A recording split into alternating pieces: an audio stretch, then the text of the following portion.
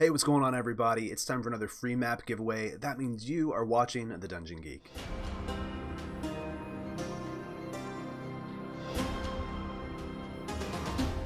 So I should tell you right off the bat that this map that I'm about to show you was made for Pathfinder. The reason that I say that is because inside the catacombs on the second level, there is a sigil for pride. Now, if you're familiar with Pathfinder, you'll know that pride is part of Thessalonian sin magic. This sigil doesn't have to mean that, especially if you're playing a different system like D&D. I know I've reused this map several times in D&D games and added a whole new menagerie of monsters to it and changed the mechanics of the dungeon itself. So let's go ahead and take a look. So right off the bat, you see a small forested area near a cliff face on a coastal region somewhere within your world. During high tide, there is a hidden sea cave under the waves. The players aren't going to be able to access it short of holding their breath or some sort of water-breathing powers. They have to wait for low tide. Part of the fun of this adventure is the high tide to low tide mechanic, because if the players enter during low tide, then they have to make their way out before high tide returns. Throw in a couple of nasty mechanics that prevent the players from escaping right away, and you've got a very dangerous drowning situation on your hands. So let's go ahead and lower the tide here and show you map number 2. So as you can see, this is a relatively small crypt. There is a western entrance on the shoals of the beach. I like to throw some traps into this corridor, but I don't activate them right away.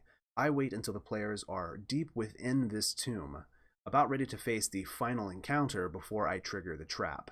This way, they don't necessarily spend a lot of time at the beginning of the adventure trying to figure out how to get back out. This adds a lot of drama during the end, thinking, well, we've beat the boss, now we have to figure out how to escape. Now, the large chamber at the end of the first corridor is designed as a crypt. There are burial chambers built into the walls throughout this room.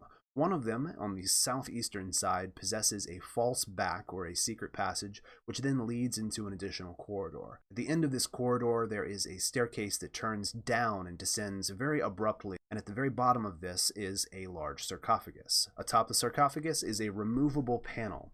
The panel has the sigil for sin, which I had mentioned earlier, upon it. Underneath the sarcophagus lid is a staircase descending down to the final layer. In this large, half-flooded room, this is where I typically put my bosses. Also, when the sarcophagus lid is lifted, that's typically when I trigger the trap somewhere else inside the dungeon. The players hear a portcullis or a stone slab slam shut. This is trapping them inside of this dungeon as high tide returns. Now, I've used this map for single session adventures for players of all kinds of different levels, and they typically have a pretty great time trying to escape the perils of this flooding cavern. Hey, I really hope that you download and enjoy this map and use it inside of your games. Please subscribe to our YouTube channel, check out what we're doing at thedungeongeek.wordpress.com, follow us on Twitch and see what we do when we're live streaming, and if you're interested, check out and see what we're doing over on Patreon. I'm really trying to grow this channel in 2018. I have got a crap ton of free content that I can give away. Please share this content with your friends. Keep coming back. Every week there's going to be more content for you to snag for free. Thank you so much for watching. This is The Dungeon Geek.